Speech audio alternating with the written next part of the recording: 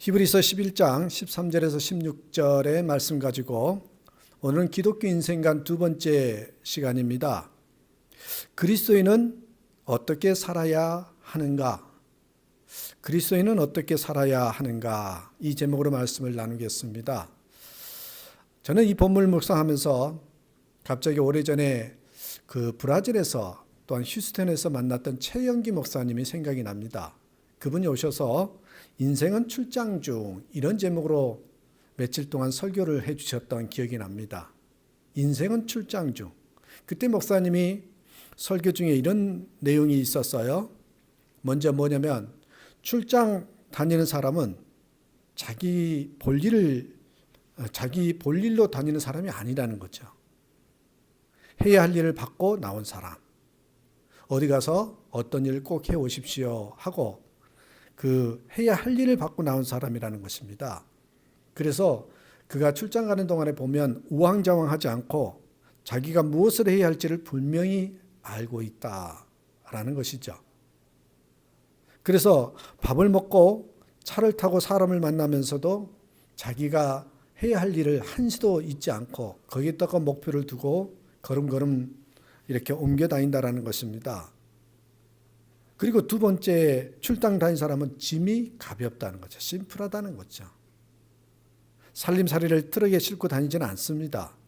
어떤 회사원이 며칠 있으면 떠날 여건방을 리모델링하고 또 가재도구를 사들이는데 돈을 쓴다면 정신 나간 사람 아니겠어요. 그렇죠? 출장 갔는데 아주 심플하게 가방 하나 정도 들고 가는 그렇게 옮겨 다니는 것이 바로 출장 다닌 사람이다.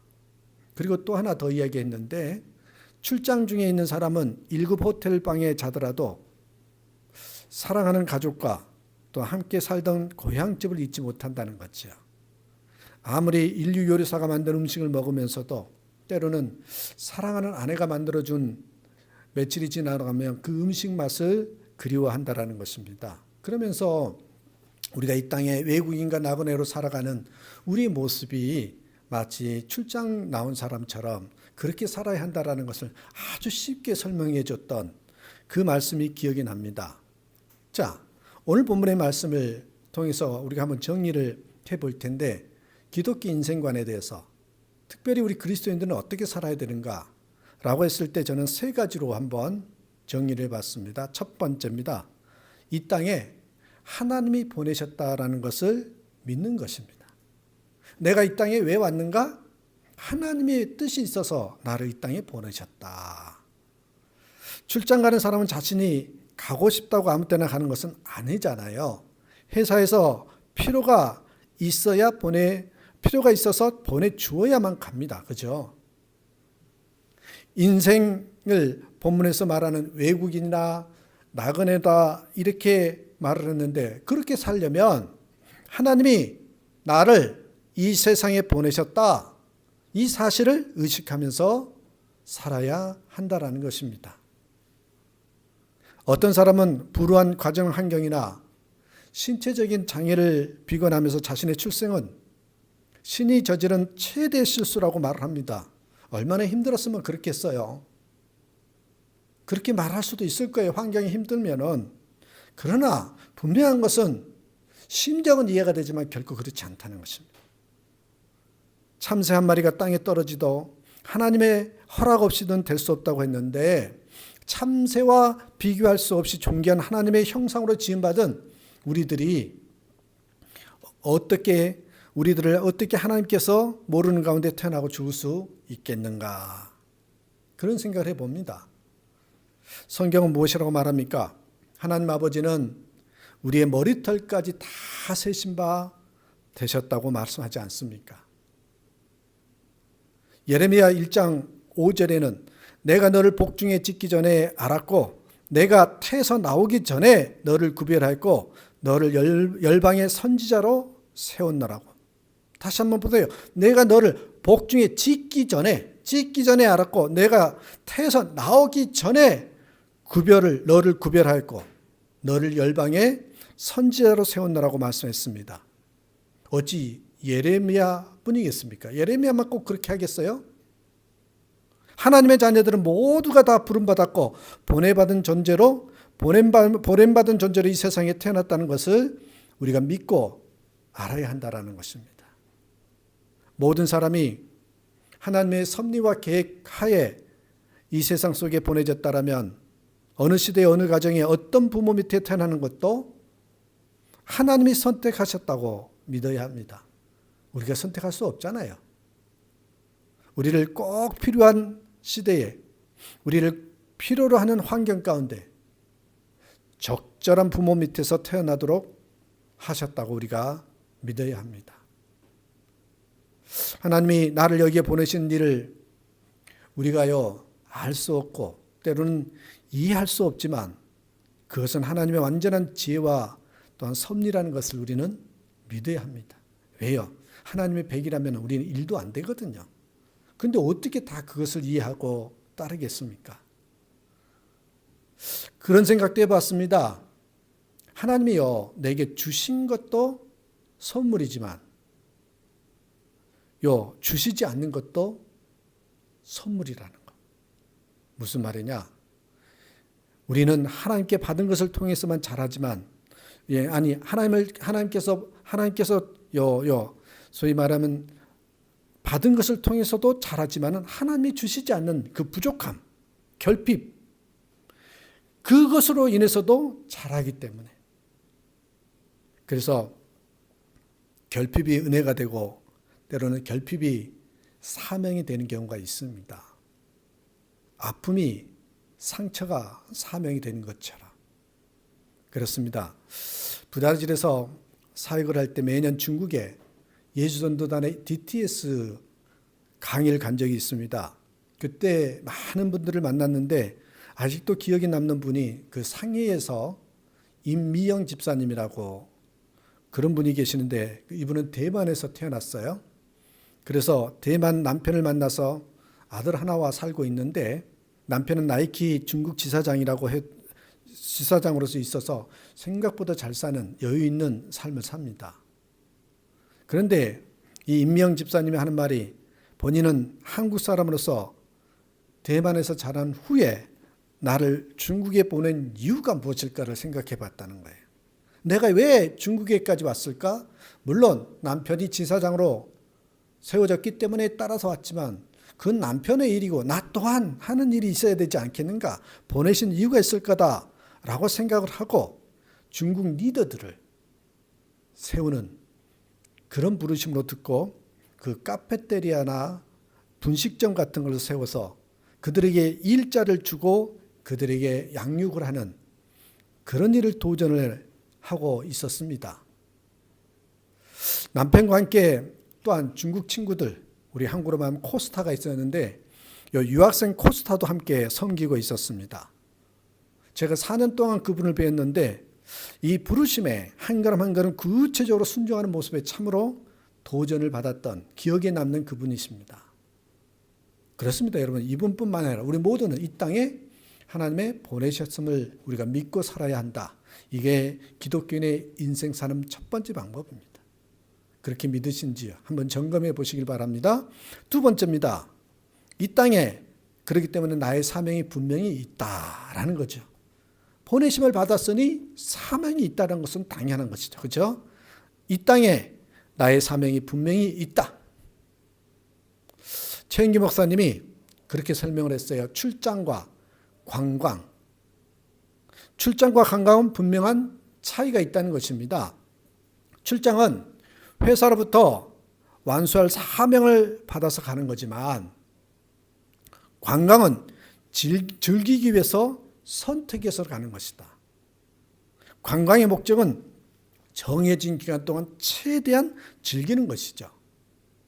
많은 사람들이 인생을 관광으로 생각하면서 사는 것 같다고. 그래서 노세 젊어서 노세 늙어지면 못 넣나니 그런 노래가 나왔지 않겠냐고. 그러나 분명히 얘기를 합니다. 우리의 인생은 관광이 아니라 출장이라는 것이에요. 관광이 아니라 출장이라는 것입니다. 출장은 아시다시피 일할 사명을 받았기 때문에 목적이 분명합니다. 문제는 그 사명이 무엇인지는 미리 알 수 없다는 거예요. 미리 알 수 없다는 거예요. 하나님께서 우리를 세상에 보내실 때 너는 목사가 되고 너는 의사가 되고 뭐 여러 가지 사업가가 되고 이런 식으로 처음부터 사명을 알려주시지 않습니다. 태어났을 때 너는 목사하고 딱 이마에다 써붙였으면 참 편하겠는데 그렇지 않더란 말입니다. 사명을 주시되 미리 주시는 것이 아니라 하나님의 특징이 뭐냐면 현장에서 주신다라는 거예요. 사명을 어디서? 현장에서 주신다. 현실에서는 당장 해야 할 일만을 보여주십니다. 그것을 완수하면 다음 것을 보여주시고 그것을 완수하면 또 다음 것을 보여주면서 우리가 차근차근 완수해 가도록 이끌어 가신 분이 우리 하나님의 방법이라는 거예요. 자신의 사명이 무엇인지 발견하지 못해서 안타까워하시는 분들이 많습니다. 그런 분들은 혹시 내가 지금 해야 할 사명을 무시하고 있지는 않은지 곰곰이 생각해 보시기 바랍니다. 하나님은 분명한 것이 작은 사명을 무시하는 사람에게는 더 큰 사명을 보여주지 않습니다. 오늘 맡은 작은 일에서 내일의 사명을 위한 자세에 힘을 키워내지 않으면 결코 내일의 일은 우리에게 맡겨지지 않을 것입니다. 그러니까 우리가 해야 할 일은요, 내일 신경 쓸 게 아니라 오늘 나에게 주어진 일, 그 사명을 가지고 그냥 감당하면은 내일 가면 내일 또 보여주시는 거라는 거죠. 또 어떤 분들은요, 다른 사람이 받은 사명과 자신의 것을 비교하면서 하나님에 대한 섭섭한 마음을 가지기도 합니다. 저도요, 조금 인생의 중반을 살았을 때는 그랬던 것 같아요. 한 30대, 40대. 근데 이제 50대, 60대를 바라본 이때는 그런 생각이 안 듭니다. 누가 어떤 사명을 받고 어떤 일을 사용되든지 그 결정은 하나님께 달려 있다는 거. 우리는 하나님의 경륜을 다 이해할 수 없거니와 전부 이해할 필요도 없습니다. 그것은 천국에 가서나 알 수 있는 것입니다. 큰 것을 맡은 사람에게는 그만큼 큰 것에 책임감이 있는 거고 작은 것을 맡은 사람은 작은 것에 책임감이 있기 때문에 그 자리에서 그것만 감당하면 되는 겁니다. 마태복음 25장에 나오는 달란트 비유에서 우리가 깨달은 사실이 뭐예요? 자기가 각자가 맡은 임무가 무엇이든지 간에 하나님으로부터 받은 것은 똑같이 귀하다, 소중하다. 이게요, 마태복음 25장 달란트 비유에 나오는 핵심이에요. 각자 맡은 임무가 무엇이든지 간에 하나님으로부터 받은 것은 똑같이 귀하고 소중하다는 것입니다. 그리고 남긴 것이 많든 작든 하나님의 상은 그것과 전혀 상관없이 얼마나 맡은 일에 충성하였냐, 최선을 다했냐, 그것에 따라 상급이 주어지는 거예요. 많이 남겼다고 많이 주는 게 아니에요. 남의 연장을 사용하면 내 몸을 상할 것이다. 남의 연장을 사용하면 내 몸이 상할 것이다. 이런 말이 있어요. 다윗에게는 물맷돌이, 삼손에게는 나귀의 턱뼈가, 상갈에게는 막대기가. 여러분, 그것이 자기 몸에 족한 거였어요. 그거 하나면 족한 것입니다. 내게 주신 것을 귀하게 생각하고 최선을 다해서 충성하는 그런 모습만 있으면 된다라는 거예요. 이 땅에서 어떻게 살아야 되느냐? 내게 주어진 게 무엇인가? 남들과 비교하지 말고 그것이 하나님이 주신 것이라 믿고 그 자리에서 최선을 다하면 그걸로 족하다는 거예요. 그걸로만 하면 되는 거예요. 그렇게만 살면 된다라는 것입니다. 그렇습니다. 그렇기 때문에 이 땅에 하나님께서 나를 보내셨기 때문에 보내신 이유가 분명히 있을 건데 그걸 우리는 사명 이렇게 얘기를 합니다. 그 사명이 크든 작든 그건 중요하지 않다는 거예요. 그 맡은 사명을 얼마만큼 충성했느냐, 최선을 다했느냐 거기에 달려있다는 거 잊지 마시고 오늘 내게 맡겨진 일에 최선을 다하는 저와 여러분 되시길 간절히 부탁드립니다. 세 번째입니다. 그렇다면 이 땅에서 우리가 어떻게 살아야 되냐? 심플하게 살아야 한다는 것입니다. 심플하게 살아야 한다는 것입니다. 아까도 얘기했지만 출장 갈 때 짐차를 빌려서 냉장고를 싣고 소파를 싣고 가는 사람이 있을까요? 정신 나간 사람일 겁니다. 그렇게 하면. 인생은 출장이라며요. 될 수 있으면 짐을 가볍게 쌉니다. 그러면 나그네로서 이 땅에서 모은 재물을 어떻게 하면 가장 잘 사용하는 것일까요? 우리는 재물을 가져갈 수는 없지만 아십니까? 우리는 재물을 가져갈 수는 없지만 미리 보낼 수는 있다는 거예요. 미리 보낼 수는 있대요. 주께서 다시 오실 때 우리에게 남아있는 모든 돈과 소유는 나무와 풀과 집처럼 타버릴 것이라 그랬어요. 하늘나라의 금은과 보석으로 바뀔 수도 있었던 돈이 굶주린 자들을 먹이고 영혼 구원을 위해서 제자를 삼으라는 주님의 지산 명령을 완수하는 데 사용할 수 있었던 돈이 그렇게 하면 너무나도 귀한 상급이 되고 귀한 돈이 될 텐데 거기에 사용하지 못해버린, 그래서 돈이 한낱 뭐예요? 연기처럼 사라그러지는 그런 경우가 너무 많다는 것입니다. 아직 가치가 있을 때 우리는 속히 이게 환전이라 그러잖아요. 이 지상의 통화를 천국의 통화로 환전해야 합니다. 내가 죽는 날 또는 주님이 다시 오실 때 수많은 돈 움켜쥐고 죽는 자신을 보는 것보다 더 큰 비극은 없을 것입니다. 그래서 저는 이거를 거룩한 환전 이렇게 표현을 합니다. 우리가 가져갈 수는 없지만 미리 보낼 수는 있다는 거예요. 누가복음 16장에 나오는 불의한 청지기 비유에서 주님은 불의한 그 종을 칭찬하셨어요. 그 이유가 그가 주인에게 쫓겨날 때가 얼마 남지 않은 것을 알고 그 짧은 기간 동안 자신의 모든 것을 쫓겨난 이후의 삶을 준비하는데 사용했기 때문입니다. 불의한 세상의 자녀들도 그렇게 하는데 빛의 자녀들은 영원한 천국을 위해서 아무것도 준비하지 않고 있는 것을 보시고 한 주님은 한탄하셨습니다. 여러분 이 땅에 삶을 어떻게 살고 계시는지요? 손살같이 지나는 이 땅에서의 삶을 가장 잘 사는 것은 천국의 삶을 준비하는 데 온전히 사용하시는 겁니다. 이렇게 하면 어떤 분들은 그리스도인들은 너무 내세지향주의자다 이렇게 표현할 수도 있을 거예요. 내세지향주의자. 저는 그것을 우리가 온전한 그리스도인이라면요 부끄러워할 필요가 없다고, 그에 대해서 이상하게 생각할 필요 없다고 생각합니다. 당당해야 합니다. 예를 들어 봅니다. 어떤 사람이 한국에서 이제 살다가 6월 달에 미국으로 이민을 간다고 한번 생각해 보십시오. 이 사람이 한국에서 살 날은 불과 한 4개월 정도밖에 안 돼요. 3, 4, 5, 6. 길어야 4개월 뿐입니다. 근데 이 사람은 미국 가서 죽을 때까지 살려고 가는 거거든요.